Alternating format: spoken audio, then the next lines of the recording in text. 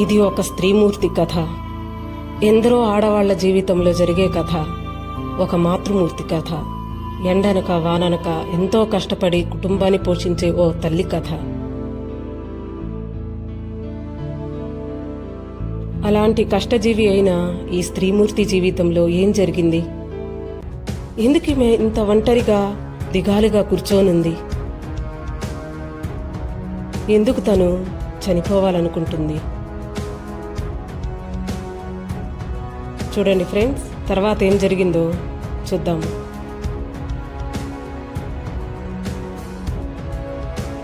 ఆమె చనిపోతుందా? ఏమైందమ్మా, ఎందుకు చనిపోవాలనుకుంటున్నావు?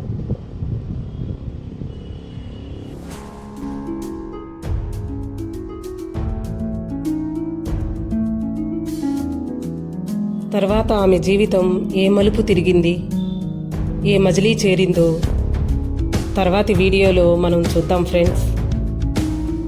మనసును కదిలించే ఈ కథ చాలా బాగుంటుంది, చూడండి. హాయ్ అండి, అందరికీ నమస్కారం. నేను మీ Jabardasth and D10 Pavan Rathod alias Pavani.